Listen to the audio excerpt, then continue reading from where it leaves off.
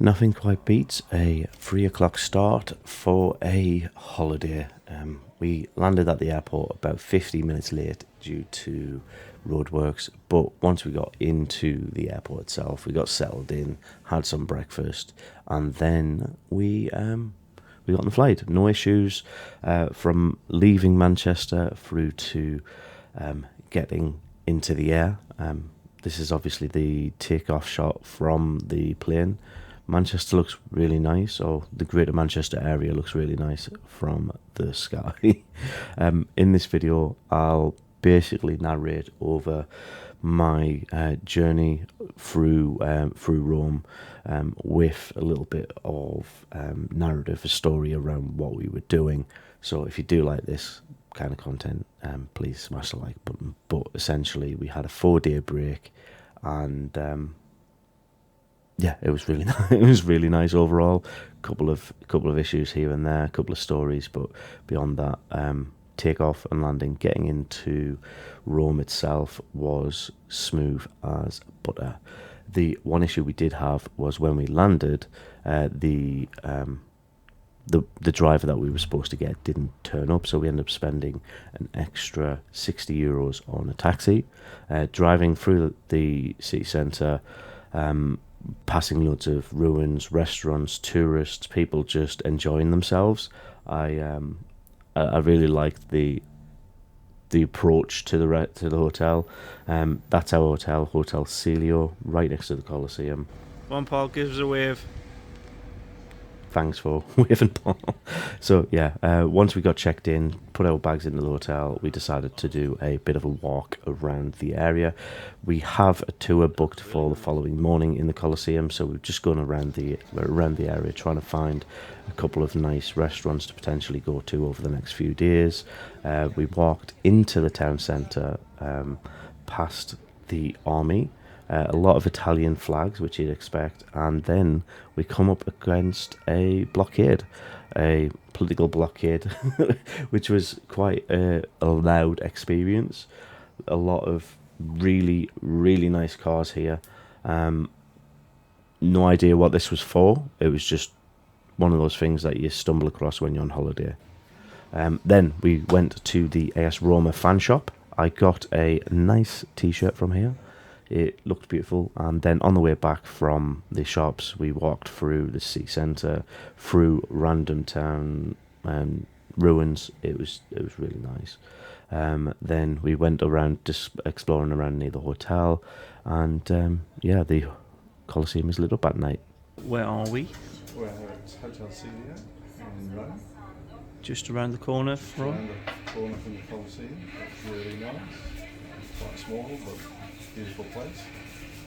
Very friendly. Yeah. Nice. Nice.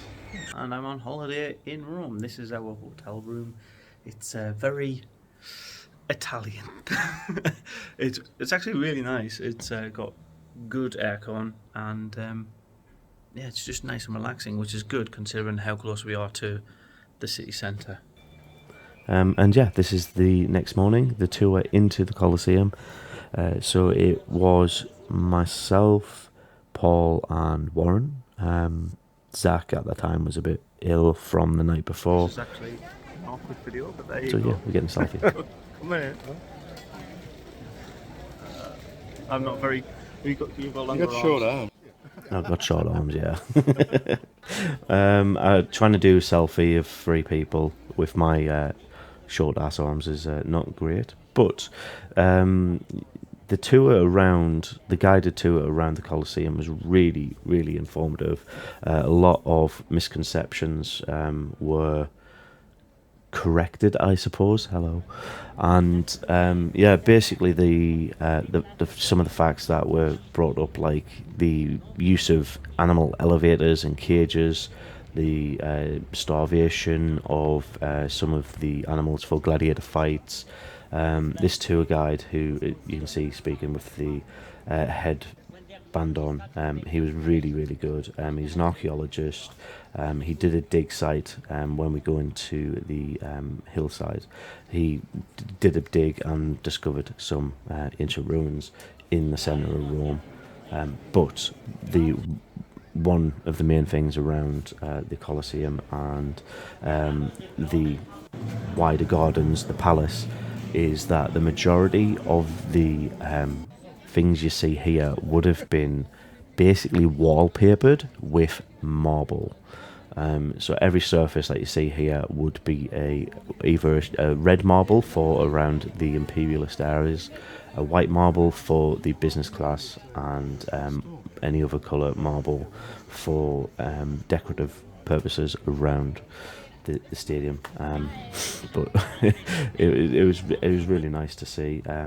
Warren, give us a wave. So yeah, this is us going up to the gardens on the hillside. At this point, I'm a little bit exhausted and hot. It's just a nice stroll through the day. It was about a 3.5 hour tour. You see a lot of ruins, a lot of information about Roman mythology, a bit of Greek mythology as well, and the thing I found quite fascinating, which was brought up briefly by the Colosseum tour guide, but more so with the Vatican tour guide, which we come on to tomorrow, was basically every white statue that you see going forward will have been painted on an original release. Oh, so this bit is actually halfway through our food tour. Our tour guide basically takes us into a random church in the middle of the town centre, just really nice and decorative throughout. This area would apparently be a lot more busy pre-COVID, and there'll be bands.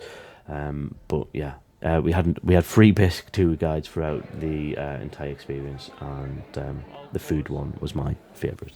But we didn't get much footage of that because there was a little bit of extravagance involved, a lot of gelato. So yes, you can see that myself, Warren, and Zach are in this. This is our tour guide, basically explaining the 16th chapel. But the one thing I really disliked about the Vatican tour, I'm going to start with the negative and then go into the positives. There was too many people. There was way too many people, and as if you might be able to tell by my voice versus the previous clips of me talking, I got COVID, and it's quite difficult to breathe. But I think the close proximity within this many people and was a contributing factor. Let's put it that way. But going into the positives, like I said a few seconds ago, every single one of these statues would have been painted at an original point. The majority of them are around 1800 to 2000 years old. This, in the middle of this room right here, is a public bath, believe it or not. It's a big basin. There would have been wooden steps up to it, and because it's red, my tour guide's explaining that, because it's red, it would have been used by the royal family and their guests only. So it would have been commanders or leaders of the army. And this here is a red bit of marble, so imperial. And in that one, there's 2 in that room, and it was basically tombstones. So there would have been 2,000-year-old bodies in those tombstones, which is really interesting. The Vatican Museum itself was a mix of statues, a lot of statues actually, some terrifying like that one.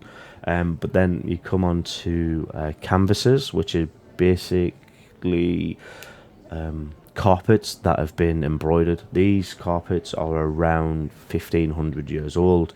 They show a story, a depiction of the Romans, the killing of the innocents. So I've cut out some of those very graphic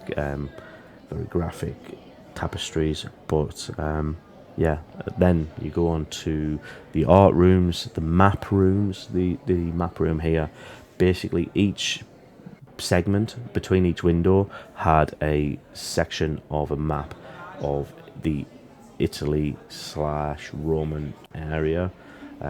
This is the unified Italy canvas at the end of the room, and then we come into the the road to the 16th chapel. You're not allowed to record in here. Silence. No photo. No video.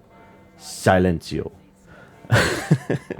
Yeah, I didn't like the 16th chapel room. The art was fantastic, don't get me wrong, but the dictation of the people within that room, just trying to exert power more than any kind of decorum.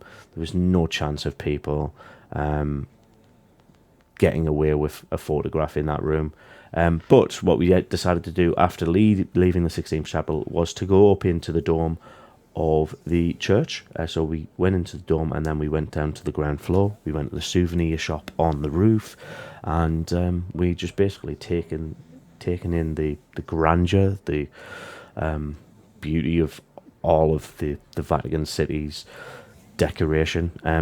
And a fun fact from that as well was basically they do not use the colour yellow within the Vatican. Anytime you see a yellow tint on the roof, it would have been gold, because they're very, very rich. So, Hard Rock Cafe in Rome has to be done. It certainly does. it definitely has to be done. I've muted this bit of clip because the bear is playing a rock song, so decommissioned. I got the messy burger, which didn't look like its advert, and obviously the standard hurricane. This hat is actually really good. It's blocking out the sun perfectly. Yeah. Yeesh. So we're on to... What have you been up to? We've been to Hard Rock Cafe Rome. Yep. Had a hurricane. We've got some gifts. And now we're on our way to Spanish Steps, I think. Yep, so this is the top of the Spanish Steps. We decided at this point, because we've been touring so much, to not go down and go back up. We took a couple of videos, a couple of selfies, and then we ended the day there. This is us on the way back to the airport. Our trip is over. Again, a lovely experience, but at this point, going through the airport, getting my bags, I wasn't feeling too great, so not too many videos from after the tours. Selecting my bag up from the tray and coming home to a very, very happy dog and this horrible news. Thanks for watching. Catch you on the next one. Bye.